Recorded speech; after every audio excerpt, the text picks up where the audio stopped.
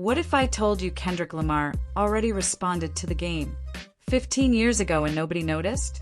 Because right now, something massive has surfaced.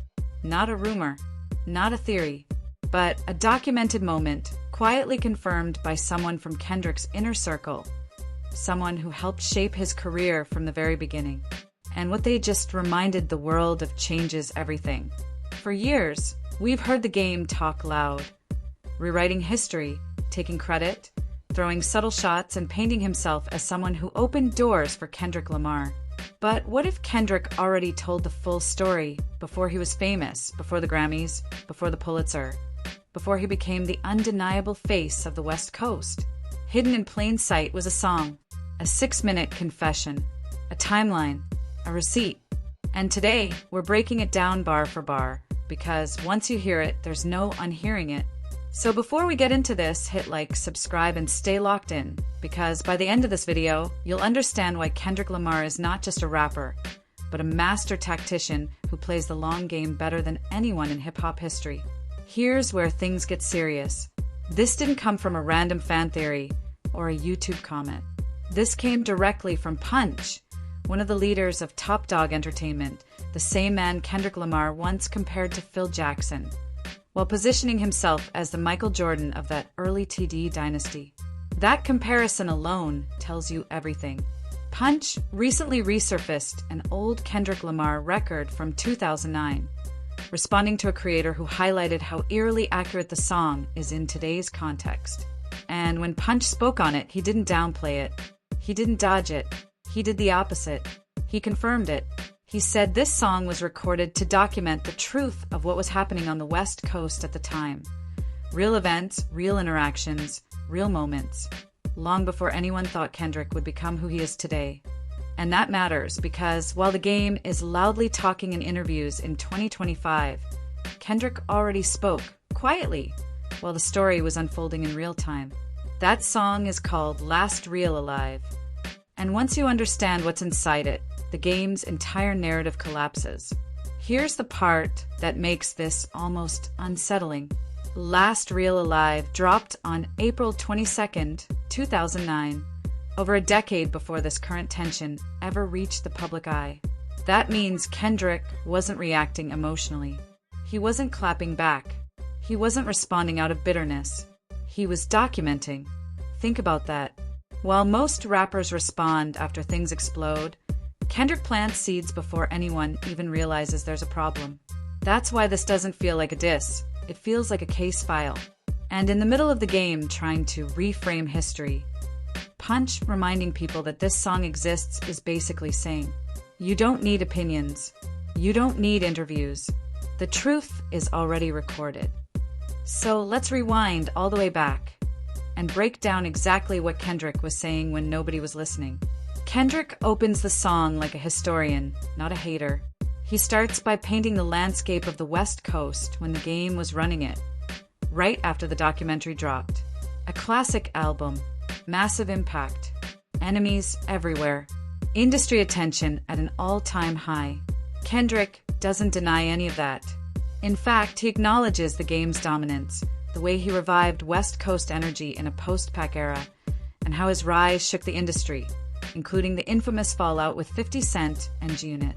This is important because it immediately destroys the idea that Kendrick is rewriting history out of jealousy. He gives credit where it's due. He recognizes the game's moment. But here's the tension. Kendrick is also positioning himself inside that era, watching, learning, and slowly realizing something isn't adding up. Then, Kendrick zooms in, not on fame but on aspiration. He talks about being a kid with a mixtape, hungry, hopeful, and grinding.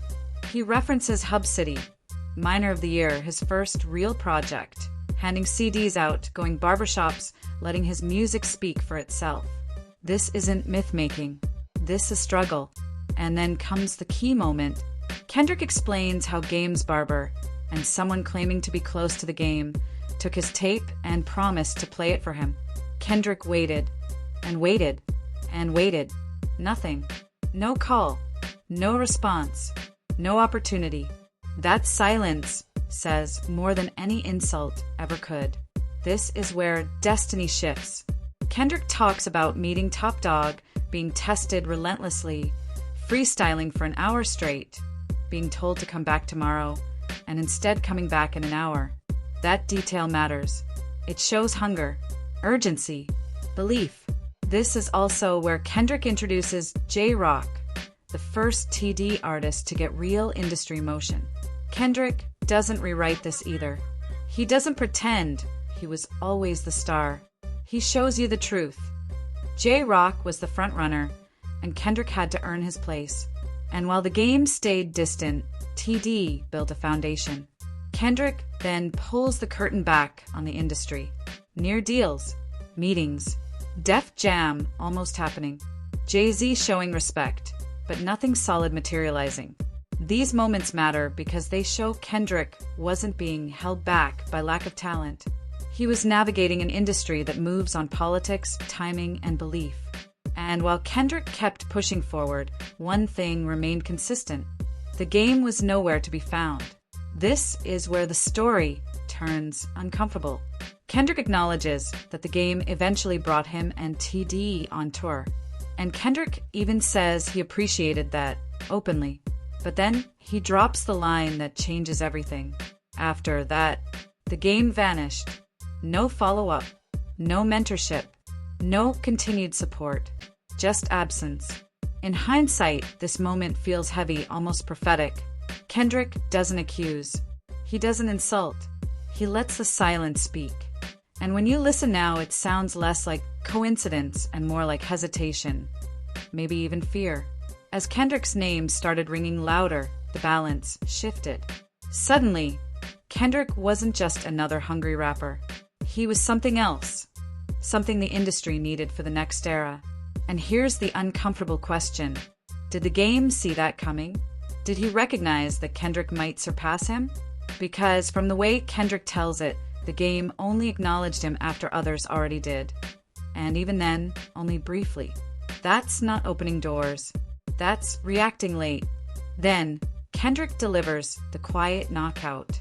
Years later, he runs into the same person who took his mixtape to the game back in the day. And finally, the truth comes out. The game heard it, and he didn't like it. That single detail dismantles every recent claim. Because now we know with certainty that the game didn't believe in Kendrick early on. He didn't want to sign him. He didn't see the vision. And that's fine, until you try to rewrite history. Punch didn't need to say much.